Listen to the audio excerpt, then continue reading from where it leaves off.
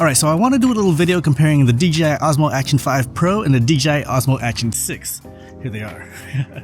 I actually started this video back in Sapporo, but I noticed when I was starting to edit this video that it was a little bit windy, especially in the beginning. Alright, so the DJI Osmo Action 6, we now have 8K. So yeah, I'm just refilming this first part here in Morioka. I'm actually at the castle ruins right now. So in this video, I just want to do some real-life comparisons with these cameras. Obviously, specs-wise, the Action 6 should be better than the Action 5 Pro. It is the latest and greatest of the two, but is it going to be worth the upgrade, especially if you already own the Action 5 Pro? So yeah, let's get into these comparisons. So back to me in Sapporo.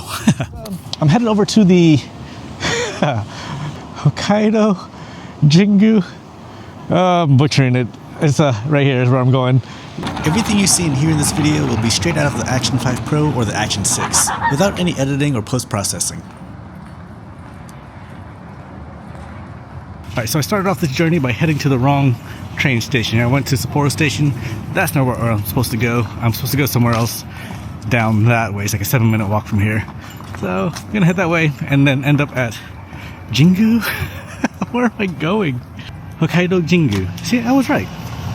But yeah, it's a 7-minute walk, train station. Hopefully it's the right one this time. Side by side at full daylight, the difference is in the sensor. The Action 5 Pro is solid, but the Action 6's 1/1.1 inch square sensor handles high contrast scenes much better. Notice the sky detail. The Action 6 holds on to those highlights while keeping the shadows clean, giving you a much more balanced cinematic image straight out of the camera. Alright, so I made it to the... where am I? I went to the Hokkaido Jingu. I don't really know what I'm supposed to be looking at here. I don't know, well, everything looks great. I just don't know what the key thing is. I'm sure there's like a main thing I'm supposed to be looking at. But I'll just walk around while I do some tests with I'm filming with the 6 right now and also with the 5. The Action 6 now films up to 8K 30 frames per second, giving you massive cropping power over the 5 Pro's 4K limit.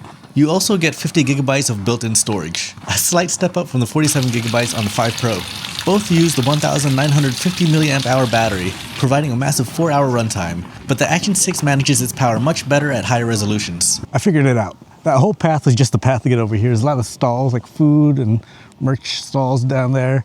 And this is the main thing. This is the Hokkaido Jingu. This is the shrine. I should have done some research before I came here, but let's go check it out.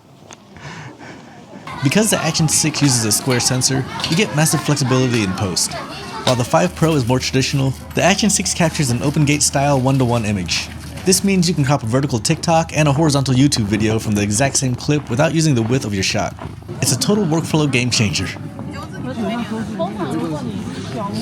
I did what any sane person would do when they see a stall like this, and I bought an arrow for good luck.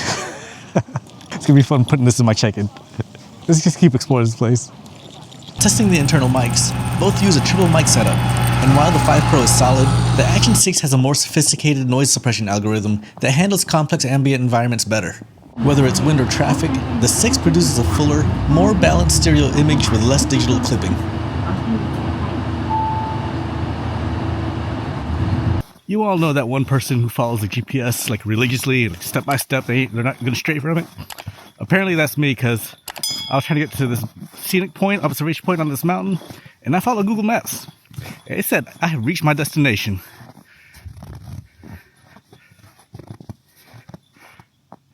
What?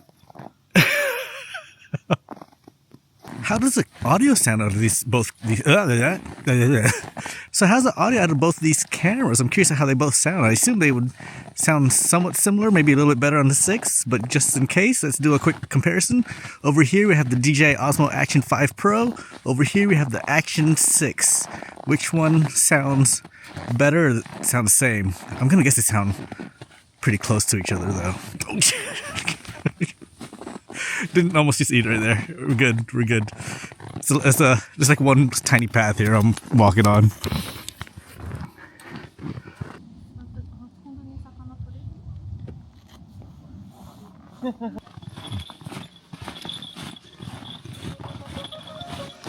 Now let's talk photos. The Action 5 Pro takes 40 megapixel shots, but the Action 6 moves to a 38 megapixel high resolution mode that utilizes that larger sensor for better per pixel detail.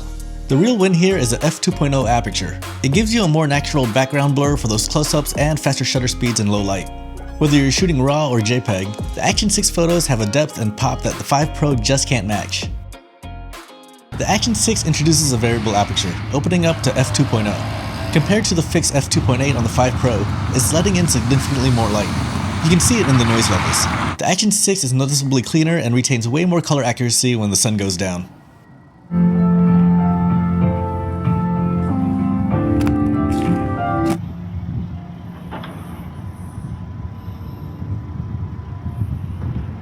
It's actually been about 2 months since I filmed all of that in Sapporo. I'm still in Japan, and I have found myself using the Action 6 more still over the Action 5 Pro. It's probably because I just want to get my money's worth out of this thing, but the Action 5 Pro is still a good camera. It's been my backup camera on this trip, but honestly, if I didn't have the Action 6, I would probably be filming this trip with the Action 5 Pro. But yeah, let me know what you think, if it's worth the upgrade. Do you own the Action 5, or are you thinking about getting the 6? Do you own neither of these and just want to save some money and get the Action 5? But right now, I'm going to end this video because I'm tired of holding these cameras straight out the whole time. See you.